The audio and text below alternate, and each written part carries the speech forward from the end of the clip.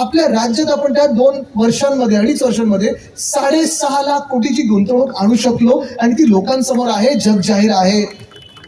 ती आहे गुंतवणूक लोकांसमोर आहे. मागच्याच काळात म्हणजे जेव्हा मी आरोप केला होता वेदांता फॉक्सकॉन, जेव्हा मुख्यमंत्र्यांना माहिती सुद्धा नव्हतं घटनाबाह्य मुख्यमंत्र्यांना की तो देखील गुजरातला गेला, तेव्हा त्यांनी सांगितलं होतं आम्ही व्हाईट पेपर आणू.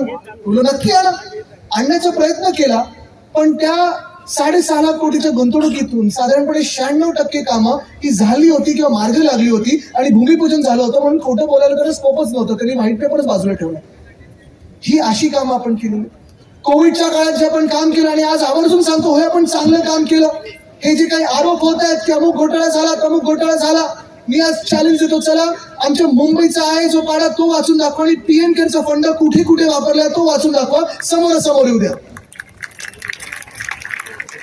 आज आपण पाहिलं असेल मुंबईचं कौतुक, धारावीचं कौतुक जगभरात झालं, वर्ल्ड हेल्थ ऑर्गनायझेशनने केलं, सुप्रीम कोर्टाने केलं, देशभरात सगळीकडे झालं. आणि जसं मुंबईची मॅनेजमेंट आपण केली, महाराष्ट्राची मॅनेजमेंट आपण केली कोविडच्या काळामध्ये, सगळेच आपण म्हणजे शिवसेना असो, राष्ट्रवादी काँग्रेस असो, काँग्रेस असो, इतर मित्रपक्ष असो, जे काम जी सेवा ह्या महाराष्ट्राची आपण त्यावेळी केली, तुम्ही मला सांगा जी चित्र आपल्या टीव्ही स्क्रीनवर येत होती, जी उत्तर प्रदेशमधून येत होती, जी आपल्याला गुजरातमधून चित्र बघायला मिळत होती, ह्याच्यात फरक होता की नव्हता? होता. आणि आज पण मी जेव्हा जेव्हा कुठेही जगभरात फिरतो, कोण ना कोणतरी मला आपल्या राज्यातून भेटतं, आपल्या शहरांमधून भेटतं, आपल्या गावांमधून भेटतं आणि सांगतो आदित्यजी थँक्यू. नंतर कशासाठी तुम्ही थँक करता मला, मी काय केलं, 2.5 वर्षात मंत्री पण नाहीये.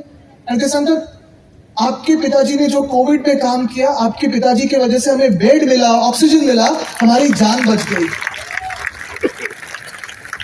आणि हे नुसतं महाराष्ट्रातल्या लोकांसाठी नाही, तर जे कोणी मजदूर आपल्या राज्यात राहत होते, आपल्या शहरांमध्ये राहत होते, आपल्या गावांमध्ये काम करत होते, त्या सगळ्यांसाठी केलं. मला आठवतं एक दिवस तो एवढा भयानक होता की सगळे मजदूर बिचारे आपले इथून चालायला लागलेले, रेल्वे बंद होती. केंद्र सरकारला आपण त्यावेळेचे रेल्वे मंत्री पियुष गोयल साहेब होते, उत्तर मुंबईतून आता आज ते तिथे उमेदवार म्हणून लढत आहेत. त्यांना आपण 23 तारखेला फोन केला जनता कर्फ्यूच्या वेळी की पियुष गोयल साहेब रेल्वे उघडा, रेल्वे उघडा, आम्हाला रेल्वे पाहिजेत, आमच्याकडे केसेस वाढल्या नाहीयेत, लोकांना गावी जायचं, लोक घाबरलेली आहेत. ऐकायला तयार नाही. आज जनता कर्फ्यू असं आहे तसं आहे.